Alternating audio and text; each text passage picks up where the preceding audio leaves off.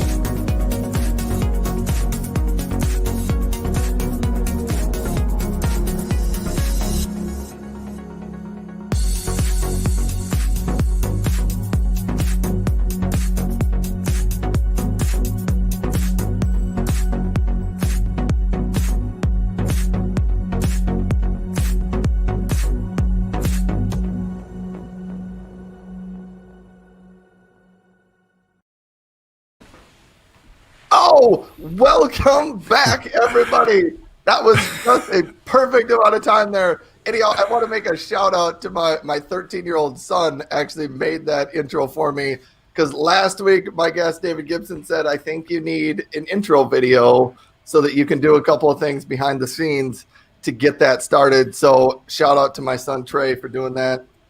It was good enough to use this week, and so I did it. Anyhow, welcome to the Example Show. We are currently doing a series where we talk to live streamers on LinkedIn about their experience and about why they do it and what they do it for. And I'm super excited to have Steve Ferreira today. And Steve, am I saying your last name correctly? You've been getting a lot of practice with that new name feature, haven't you? I have been trying. There's a new feature on LinkedIn I'm referring to where you can actually click on the little audio icon and see how a person pronounces their name. So good work on your part, Ryan. I have been trying to do that. Oh, I even forgot to bring my banners up to mention here. So this is what we're talking about today with Steve Ferreira. Anyhow, welcome to the show. If you are new to the Example Show, or even if you're not, a little bit of how we roll the show and how it works. So I have questions that I have for Steve. I will scroll across the bottom just like this. Questions for the audience. And you can type in your answers and I will bring them up onto the screen and we will talk about them. If they're answers for the audience questions, we will usually just throw them on the screen, maybe make a comment. If you actually have a question for Steve or for myself, please feel free to leave that out as a comment and we will get to it. But right now, I'm going to stop talking myself and I'm going to toss it over to, I always get my arrows wrong, to Steve to talk about, to give us an introduction to himself and who he is and a little bit about his background. So take it away, Steve. Oh, Ryan, listen, what an honor to be on your show today, with all your great followers and listeners and fans. And I think it's just so great that we as LinkedIn Live broadcasters have the chance to kind of cross-pollinate and hybrid into different audience groups. Me, for example, I have a really unique job. Maybe I'm the only person in the world that does what I do. And what I've done for the last 25 plus years is I established a ocean freight audit consultancy where I go around the world to importers and exporters that ship large container lots of goods. And I look at the past 3 years of invoicing to help them achieve refund recoveries. Now, there is just a general audit concept of freight auditing that many people know about. But many people say that all you need to be as a freight auditor is a pickup truck and a laptop computer. The pickup truck, well, that's to pick up these huge banker boxes of invoices. And the laptop, well, I guess you have to record the invoices somehow. My strategy is a little different. I use big data and science to help my clients identify overcharges. And typically, even with someone as large as a Walmart or a General Motors, I can identify millions of dollars of refunds in 4 or 5 days, which is, really at the speed of sound. So that's what I do. I got involved in the ocean freight industry in 1982. Yeah, I know, I'm a boomer for sure.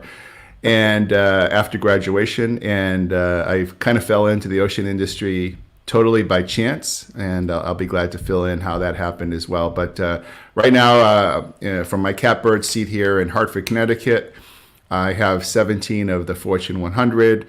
Often featured as a guest analyst on CNBC, USA Today, Bloomberg, Wall Street Journal, Journal of Commerce, Freight Waves, and I hope I didn't leave anyone out. But thanks for the intro. Hey, I always want to know a little bit more about my guests. Let's bring us back. Wow, I can flip us around. Back and forth. Trying out some new StreamYard features today of bringing us back and forth here on the show. Wanted to have a shout out to Jed. He's watching from Eden Prairie. Hey, Jed. Hello to Jed for that. Here's how the next part of the show goes. I have a few questions for you, Steve, and these are pretty easy get to know you questions. So you don't have to get too stressed out about these. These aren't the hard ones yet. These are the fun ones that people like to talk about. But here's my next audience question. So, Steve, you'll get to this question in a minute. But for the audience, are you an audiobook person, a paperback book person, or an ebook person? And then my first question up for Steve is, how many cups of coffee do you drink every week? Well, you've been doing a lot of research on me because, first off, I'm a little bit of a coffee snob. I only drink Hawaiian Kona or actual Jamaican Blue Mountain coffee. So you're talking about $5-6 a cup and probably 3 to 4 a day. All right, so 3 or 4 a day. I don't know. That's 18 to 21. No, I'm doing my math wrong there. Probably 28 to 30 a week. I don't know. I should be better at this. I'm pretty wired. Yeah. Anyhow, I love this question, and I one time put a question out on LinkedIn, just general question asking people how much coffee they drink. And one thing I found out is that is definitely a topic people are passionate about. And so you mentioned you only drink a certain type of coffee. I don't drink coffee, but it was one of the things I noticed about people who do drink coffee. A lot of them have a specific type that they drink, and they only drink that type.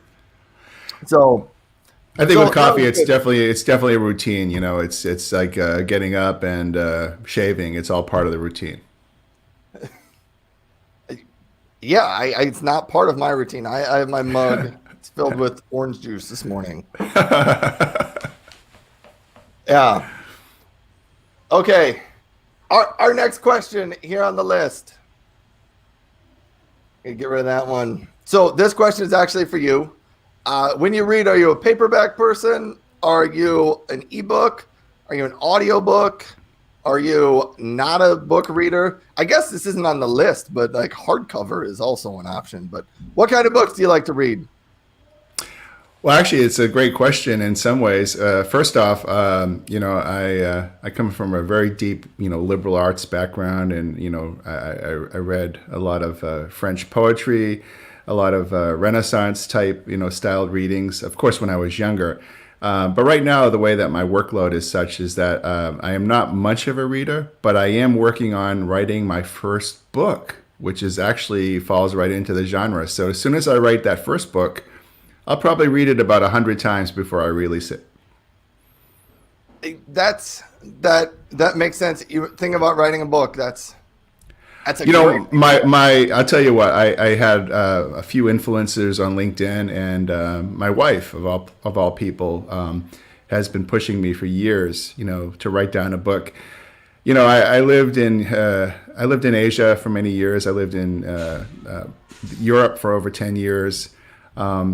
I feel that some of the things that I've seen and just done as a professional were almost like, from a Robert Ludlum novel. I mean, I really feel that a lot of my, the chops that I've earned in business, I can relate to, I don't want to say, clandestine meetings in the middle of the night with clients, but some of the dark street scenes that you would see in Europe, some of the meetings in pubs and in restaurants that go to 2 a.m. They're all client driven, and I think I have a really compelling story I'm going to be working on soon. That actually does sound kind of like the untold stories behind what goes into building your own business. Exactly. And I think that, you're raising a great point with these questions because, quite frankly, if somebody really tore down what I do professionally, it might be like watching paint dry. I mean, I make a really great living, finding other people's mistakes. And it's a little bit of me to a puzzle, right? But I think that one of the things I try to do along the style of what you do is I try to find ways to take commonalities of what made me successful and to be able to express it and share it with others on LinkedIn, because I believe that, you really should pay it forward. And I think a lot of the work that I do is designed to build enthusiasm and self-confidence in other entrepreneurs. So I think that I kind of have a duality to me in terms of my persona, if that makes sense. Yeah. Yeah, I don't know. Writing a book and having those stories, a lot of the people I talk to on the show, they say this. I have a story, I wanted to share it, or everyone's got a story, I want to help them tell that story. And there is unique things about this. Even your comment about your job, and like when you mentioned you audit ocean liners, doesn't really sound that exciting to most people. But I think many careers of that, when you just hear the titles, they're not super exciting to most people. That's why, like, one of the things when you find a career, you got to pick one that you enjoy and you like, because everybody doesn't like the same thing. But I got a couple of comments to bring up. Jed is my brother-in-law, so a little bit of background on him. Thanks for watching, Jed. He said he's fascinated by ocean shipping containers. Well, Steve is your guy if you want to know about ocean shipping containers. Well, me too. I tell you what, it's kind of like a Pavlovian reaction. Anytime I see a rectangle, I kind of get all excited. And I'll tell you just a really quick story about that. When I was in sales, I actually worked for one of the big steamship lines, one of the big container carrier companies. And I was so interested in containers and knowing their story and what was in them is I used to drive in these big industrial parks like in California or Texas. And anytime I see an ocean container, I'd actually go and knock on the door of the warehouse and I'd ask them about it. And it was a great way for me to build my self-confidence and also, to show that particular client, wow, this guy has a lot of, chutzpah to come in and just kind of, ask me about my business. So I'm a huge aficionado of containers and everything that's rectangle. That's true. This is a little bit more, even farther into the show, I was going to ask a little bit about how you got started. So more on that to come. We got to get to our second get to know you question here. I think we're on to our third. What's your favorite restaurant? My favorite restaurant is a little obscure restaurant called Pizza Ambiente. It's located in Prague in the Czech Republic. And my wife and family and I would hold court there every Friday and Saturday night. It is just the best Italian food that I've ever had. It's in Prague. And it's kind of one of these styles where, they bring the kitchen to you. You get a little bit of lasagna, you get a little bit of, clam vongole, and it's all kind of done, hot off the plate, hot off the stove and served right to you. So it's called pizza. It's actually called Pizza Nuova or Pizza Ambiente in Prague in the Czech Republic. Wow. This is another one of those great questions. Nobody picks McDonald's. Everyone, just like you, like everybody has a story behind the restaurant that they chose and whatever it is. And usually it's not a chain restaurant. I don't know if you're the first, but usually it's a local restaurant that, people just frequent or maybe grew up going to, and like it's got family memories for them. You have an interesting one that yours halfway around the world, but still a cool answer there. I mean, it's got meaning for you as well. Oh, and just a quick editorial on it. The reason why it has so much meaning is that as an expat, that's an area that we found where a lot of other expats gathered as well. So we were able to meet friends from, from Africa, from Poland, from Russia, from Japan. And there's no question we would show up at 4:30, 5 o'clock, and we typically wouldn't leave until 9:30. I mean, it was just that kind of experience. Well, that's neat here. A couple of comments coming in. David Gibson, he was the guest on the show last week. Great show, great topics. Thanks, David. David's actually got another question he threw out into the comments that I will get to in a little bit. I wanted to bring up this comment from Jed. Most spy films and thrillers take place on container docks, and that is funny, but that is true. It has a part in a lot of those scary movies. I have been in many kind of Goodfellas type situations, and I'd love to tell those stories, but I don't want to throw you off. But he's exactly right. Wow. Now I'm picturing Steve not only as the CEO of Ocean Audit, but James Bond, Steve. Well, I tell everyone because I'm extracting millions of dollars from vendors. A lot of times people, I'll actually make a joke and I'll say, well, just got a new car and I had to add the bulletproofing to it, and it's kind of not necessarily a joke. I'm always kind of looking over my shoulder because these companies don't like to do the refunding that I'm finding, and it's a funny thing because shipping has kind of the darker tones to it from the years begone. As a matter of fact, even back in the 1980s in ocean freight, we used to have something that we would call the black bag man. And in the black bag man he would be carrying bundles of cash where we'd actually go and try to incentivize a client to use a particular vendor. So shipping has a very unique, tentacles that are, they're rising from the ashes now, but they do have some colorful pasts. I don't think we're going to go into those in this conversation. We're going to stay away from those dark, scary, secret stories of ocean shipping containers. All right. So if you're just happening to join us, thanks for joining in. I'm talking to Steve Ferreira, who is the CEO of Ocean Audit, and he also does a LinkedIn live show about shipping containers and their effect on the larger economy, and we'll get into that a little bit more in the show. But here's how the flow of the show goes. There's a question scrolling across the bottom. That is for the audience. So the question currently right now is, it's actually a task this time. Tag a friend who needs to know about creating an industry-specific show. So if you have a friend who is an industry expert, or she is an industry expert and really knows their stuff, and you think they have something that he or she could bring to your specific industry, tag them and let them know that we're going to be talking about that and diving into that in just a minute or two. Our last get to know you question for Steve. What career did you want growing up? I wanted to be a weatherman. I thought being a meteorologist was the be all and end all, and I had a real scientific background. And I think I wanted to be a meteorologist because I wanted to be on TV. But then I found LinkedIn Live, so then it satisfied that. Hey, there you go. You lucked out and got on to LinkedIn Live, and you don't have to be on TV. Weatherman, that's kind of a cool one. People think about that. I get interesting answers for this. I've had professional basketball players.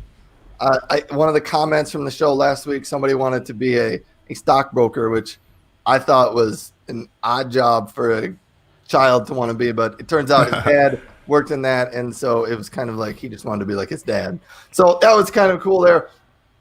So now I want to start diving into more of the big topics of your show and kind of why you started it and why you have it. So my first question for you is,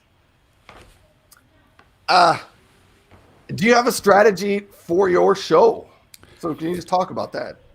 Yeah, I think the strategy is the unstrategy. And I think the reason why I say it like that is I think that, as I said, one of the things I try to do in creatively is I try to get necessarily away from being a one-dimensional ocean data guy, right? So I kind of get into this thing where, let's say a certain network, they'll say to me, well, Steve, can you pull up the data on this or the data on that? So I didn't want to kind of get into the box of being like this just analytical, kind of geeky think tank guy, right? That does just, auditing. And then I said, I took lessons in acting, and my second choice would have been an actor after meteorologist.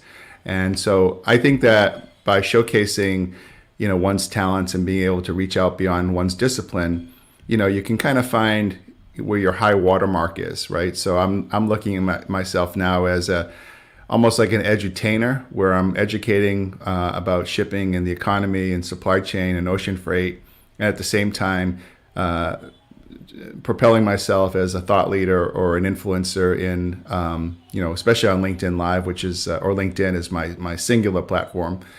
And I think that having the right mix of followers and using that as a strategy gives me the ability to shape a show differently every week.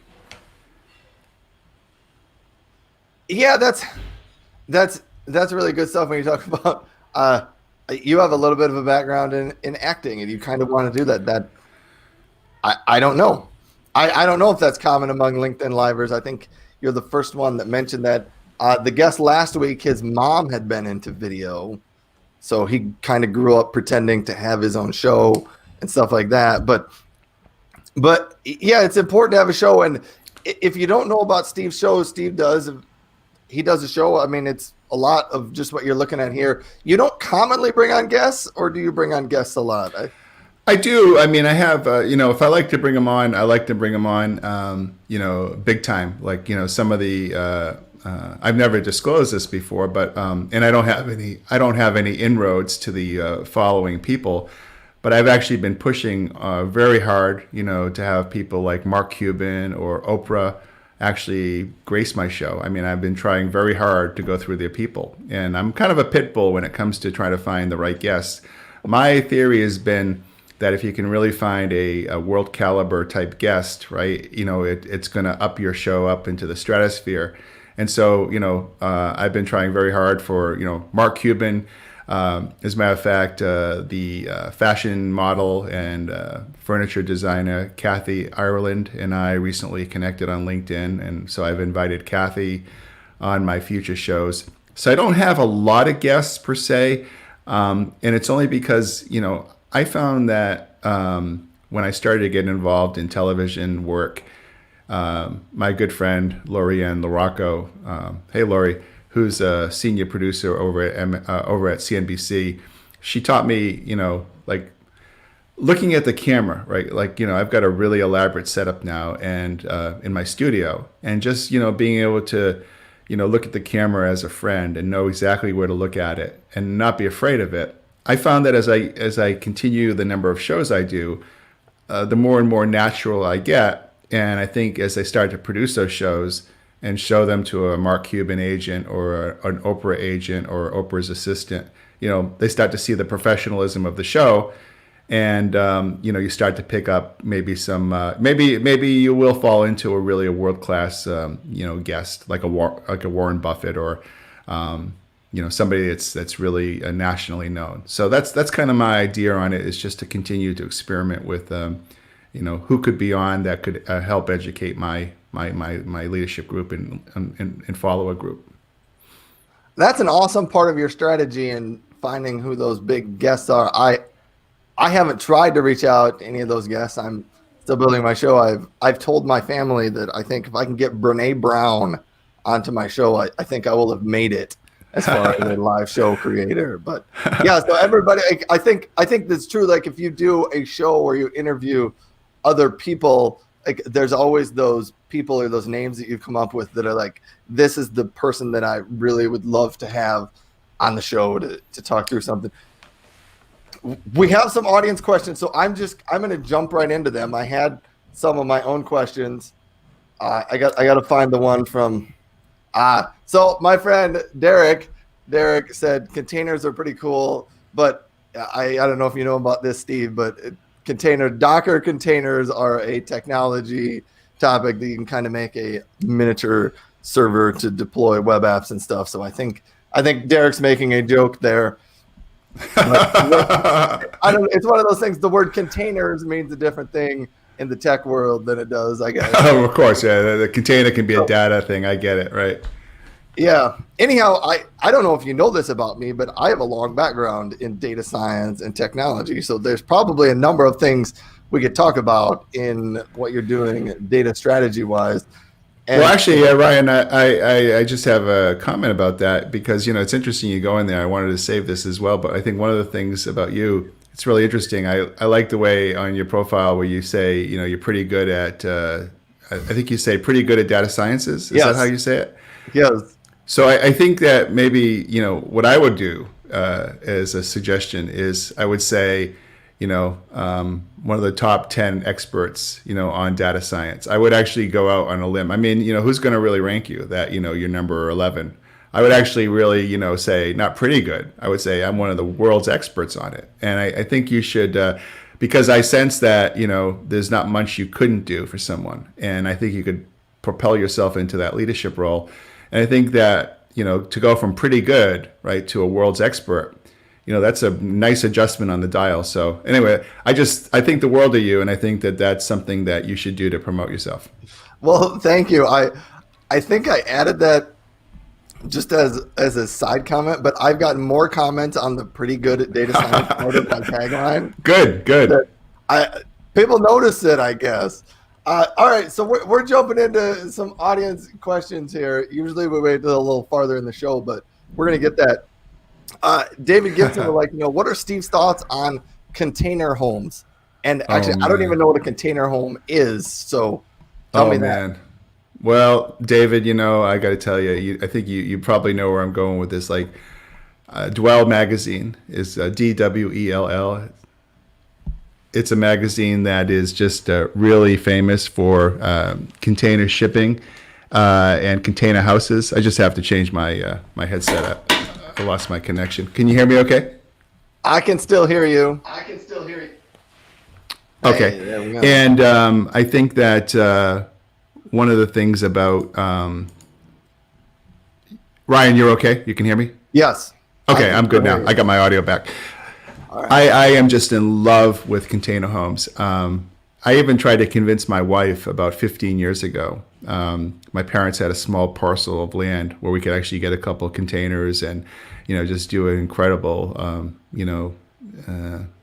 design and hire an architect. I'm totally in love with container homes. I could talk to you about them forever. So I don't want to bore the audience, but I think container homes, they're very popular in Europe. There's some great architectural structures in Amsterdam. I love everything about them. All right, now I know what they are. Yes, homes people live in. All right, what other? We got some other questions rolling in here.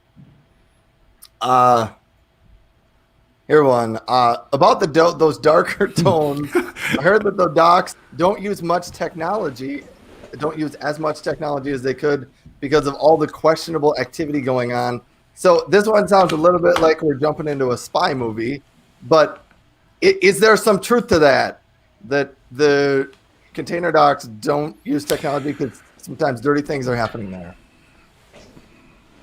Well, I think where Jed's coming from is that one of the biggest issues, it's been a chronic issue for the past 30 or 40 years in ocean shipping, has been container pilferage or container theft. And I remember way back in the 80s when I was working with Reebok, when Reebok was Reebok, the footwear company, and they would have containers of, $300,000, $400,000, $500,000, $600,000 prototype shoes, broken into or stolen from the docks. So it's a huge issue, and they don't want too much technology around, in the sense that, I could show you like my system can identify almost everything, that you would need to know if you were in that kind of a genre. But I think that the less information out there, the better, because some of these containers can be extremely high valued, especially with pharmaceuticals. Right. I guess that kind of makes sense. Yeah. Okay. I'm going to jump back in to some of the other questions I had for you, and this goes back into a little bit more of the strategy behind your show. How do you know if the strategy for your show is working? Well, I think, acting and being an actor, it's a little bit, experimental. And the experience is what type of buzz you create, right? And I think that you shouldn't hang your hat on just, the outcome of one show, right? It's more of the body of work. So I think that Right. when, you have 30, 50 shows, 80 shows, 100 shows, like, I think my first 20 shows were kind of, I have them out there, right? But I would actually, I'd like to withdraw them, because I could see, okay, I made this technical mistake, or I used this kind of language inappropriately. So I think that the key is in like LinkedIn broadcasting or any kind of broadcasting, the goal for all of us is to get to a certain genre, a certain spectrum of good quality work where we're able to take that work and actually monetize it, right, in terms of sponsorships or other kind of monetary engagements. So I don't think there's any right or wrong answer in terms of how show styles go, other than the fact that you want to be consistent, of course, and we hear that word all the time. Yeah, live shows, consistency is a big word they take out. Is there a number or anything that you track as far as knowing how your show is going? I use I use Shield, which is a data analytics company. I have a paid subscription to it, which helps me to look at the rate of engagement on my live shows. And just for the audience viewpoint on rates of engagement on LinkedIn, what the experts tell you is that if you can get to a 2% engagement rate, which is a formula of likes and views and shares and comments. Yes. You're doing quite well. And so I've noticed that with, and I think I've shared this on some of our private conversations with the LinkedIn leaders group, live leaders group. I think video gets 12, 13, 14, 15% engagement rates. I mean, you're not going to have 10,000 people watching it, in a kind of a routine type show. But that's not important. The important point is that you get the high rates of engagement, commentary, and it's like the multiplier effect. It's like saving money, right, in the stock market. The first 3 years, you may not see a lot, but then you start to compound that money and the interest and the dividends, and it starts to pay off. Yeah. Yes, it's one of those things. Engagement rate's a great thing to track. Just raw followers or raw number of people that watch your show isn't as important.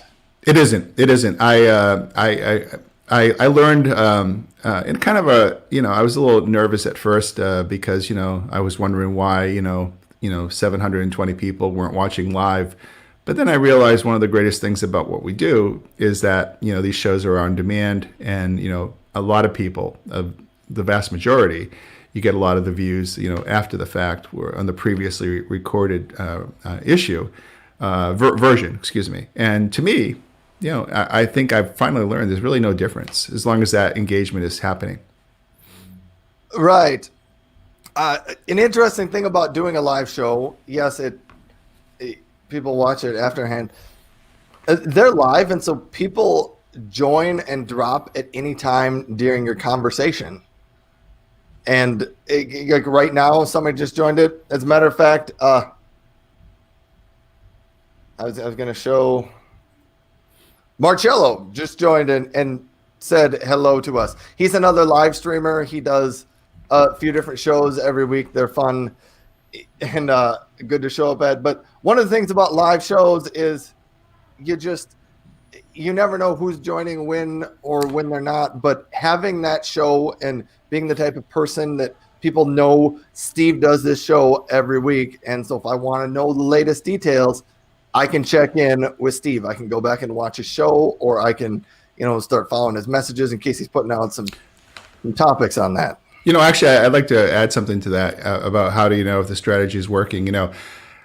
I actually have a very unique observation on this that I think, maybe we all know, but I don't know if I've ever actually heard anyone verbalize. So, when I look at who wanted to attend my show, whether they actually are attending or not, the fact that they said they would attend, and, I look at my list sometimes, and for the last couple of weeks, it might have been the CEO of a Fortune 100 company, or a COO of a Fortune 500 company, or a real influential thought leader. And so when I see that, right now, whether they're actually on live watching or whether they have their admin watch or somebody else, I feel that they've opened themselves up to receive a contact from me, right? So if I see the COO of company XYZ watching or signed up for my show, it just makes it so natural to reach out and say, hey, hey, Jonathan, hey, Sergio, thank you for reaching out and joining the show. I make the assumption they did. In case you didn't see it, here's the episode. How does next Thursday or Friday look for a Zoom follow-up? So, I mean, to me, that's where I know it's really working, when they respond to that. It makes the connectivity with clients and friends and followers and prospects and targets so much easier, right? I mean, video is the new king, right? Right. And I love to use it. Just knowing that person noticed you and now knows who you are and knows absolutely about what you're talking is huge. Absolutely. I mean, there couldn't be anything better, right? I did it last night. I did a real life example, a COO of a company that you would immediately say, wow, that's cool. I sent him a personal note. I said, hey, I noticed this, and this about your company. I'd like to, talk to you about this, and this. Thanks for coming on the last 3 shows. So he knows who I am. Now it's just a matter of kind of cashing it in. So I think it's just great. Wow, you're throwing out some great knowledge about creating a show and turning that into monetization for your business. So I'm going to jump back in. If you just happen to join, I'm talking to Steve Ferreira of Ocean Audit, and we're talking about how do you create an industry-specific show that can be beneficial for your business. My audience question right now is, when you watch videos during the week, do you prefer to watch live or recorded videos? And I guess if you're watching this after the fact, that probably counts as a recorded video.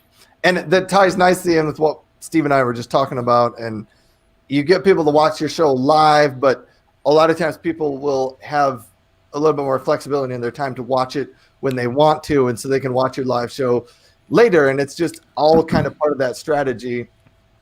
Now, I know you've got a good answer for this one because your show is highly specific, but talk us and the audience through what does your target audience look like for your specific show?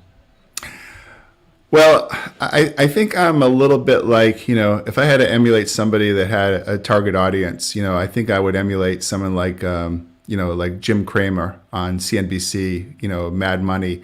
Jim is, a world-renowned portfolio strategist and investment hedge fund guy, but he also is an entertainer. He also gives his message in a way that's fun and easy to follow and no pressure. I think that my target audience falls into, both categories, clients or people in the industry that want hard data. And then I think people on the peripheral that are new to the industry, for example, there's just, with COVID, right? I mean, there's just a ton of people that have been furloughed. They're looking or moving or maneuvering into new jobs and positions.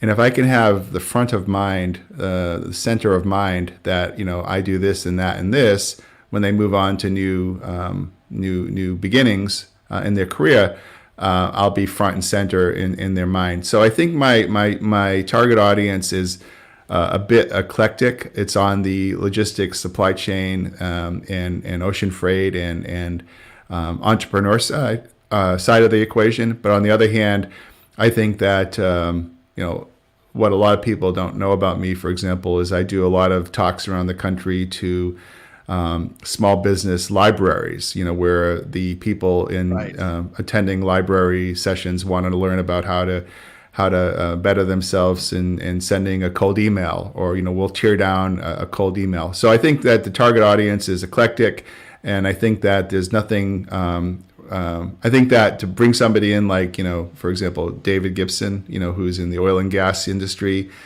and to have him converted and watch my show is the greatest compliment to what I'm trying to do, because I'm tying somebody in from a totally separate industry that is seeing some perceived benefit. That's kind of my mentality, Ryan.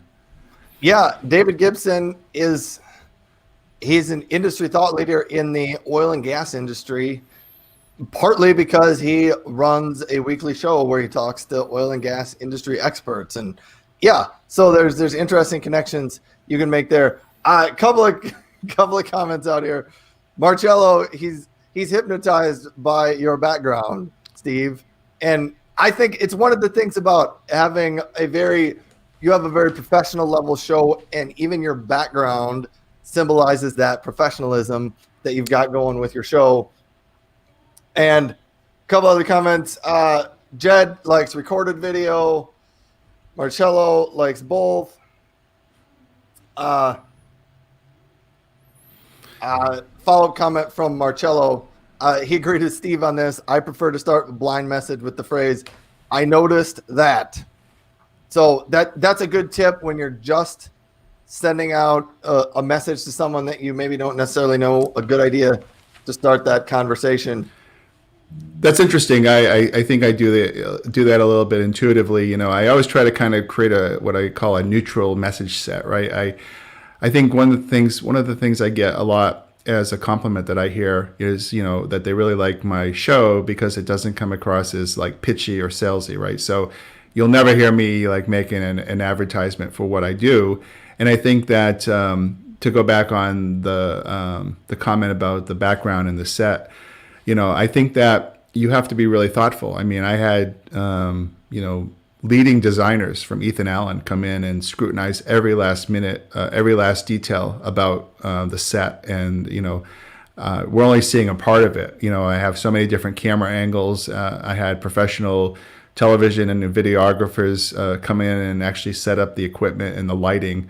So, I mean, basically converted this part of the facility into a mini TV studio to make it that professional. And I think with COVID, having a great, we all kind of, let's face it, right? We're all kind of Zoom backgrounders, right? We all love to look at the whole concept of Zoom, right, and what's in your background. And I think that having a great professional set goes a lot into making the show flawless. That is a good one. I think you're the first person I have talked to that said you brought in professional designers to build your set. I could use a little help on the wall back over here and some stuff, but I have taken this approach. I didn't want to wait till everything was perfect to start my show and to start my interviews. It's also a piece of advice I give to other people.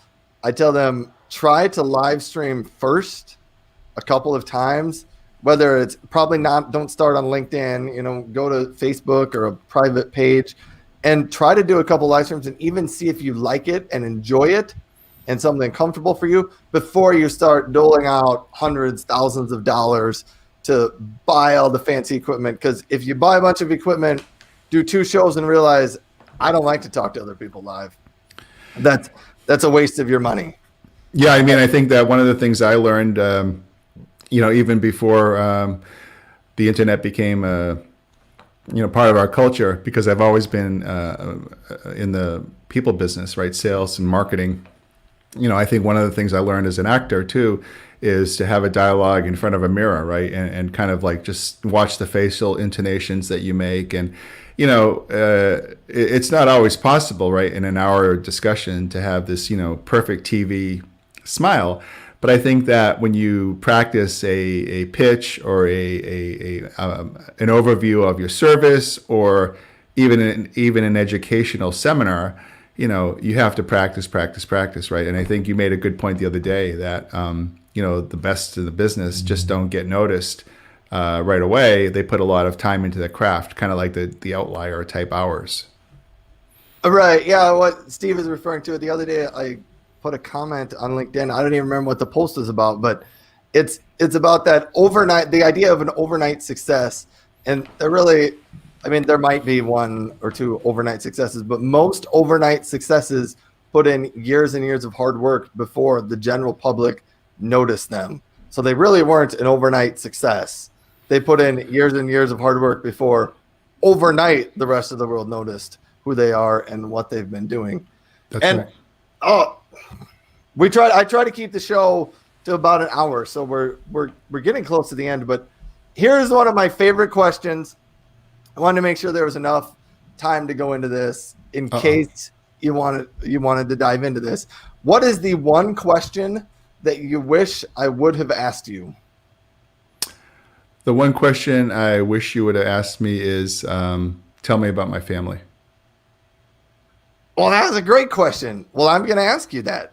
Tell me a little bit about your family, Steve. Well, I'm 59, and I met the woman of my dreams in Prague, and we got married 15 years ago, and we have 3 beautiful children, 7, 9, and 15. And it's a really emotional time in our family right now because our 15-year-old is now going off to a fancy, smancy Connecticut boarding school. So we're going to, have him out of our house for the first time at 15. And the kids are all eclectic and dynamic. And I think having kids late in life, as I said, I'm 59 and I've got a 7-year-old beautiful girl whose dream is to make the Olympic team as a rhythmic gymnast, and I want to see make her dreams come true. So I think it's a great question because family balance and life balance in this business is everything. Otherwise, in this current environment, we get up, we go to our bed, we come out of bed, we go to the camera or to the computer, and family time is so important. So that's my take on it. That was a great question and answer to that question of what question do you wish I would have asked. So I'm amazed that I was able to think fast on my feet at this hour, but no, normally I'm up really early, but it was a very provoking question. And I normally don't kind of, I don't normally go to the personal side of it all the time on camera, but I thought it was a great question. Thank you. It is, as much as we don't like to, being a professional network, LinkedIn is bringing in personal issues and personal topics aren't always like the thing we do, but really our families are a large part of our lives, whether we like it or not. And yeah, it's just a part of us. It makes an impact on all the decisions that we make. Yeah, and actually, I just want to say one more thing about that too. Is I do agree with a lot of people. When they start bringing in some other discussions on LinkedIn, you always see the inevitable comments, hey, save that for Facebook or something. And I totally get that. But as I told you, in my feeling is that this is my only platform. I'm not really a Facebook or Twitter. I have them, but I don't use them at all. And I made a video I did a live stream last week from the beach in Connecticut with my family talking about my thoughts for the week. And I just think that they're showing your humanistic side, even in a professional B2B kind of platform like LinkedIn. I don't think it hurts you. I think it actually helps you if you do it correctly. Yeah, I did watch your entire 11-minute video from the beach where you I was trying to make it 10 minutes per LinkedIn rules, so I was trying to stretch it a little bit, but I think LinkedIn has been very generous with allowing me to do some avant-garde stuff. So I don't know if LinkedIn has anybody policing how long your live videos are and that brings me into there's a great next question that I've got for you. I got to find it in my list here. Why is LinkedIn Live so special right now? Because I know you've talked about this before. Oh, I'll tell you why. This is just, guys like you and I and David and everyone else that's been trying so hard to become a LinkedIn Live broadcaster. If you think about it, there's no real official stats on this, but I have been told by people in the know that there are maybe only 600 or 700 active LinkedIn Live broadcasters. Many more people have the ability to go on LinkedIn Live. I think 3,000 or 4,000. But in terms of active people that are getting messages across, only a few hundred. And I think that when you look at LinkedIn as a user base of 706 million people, and you're in the cutting edge, this is almost like buying Microsoft when they IPO'd.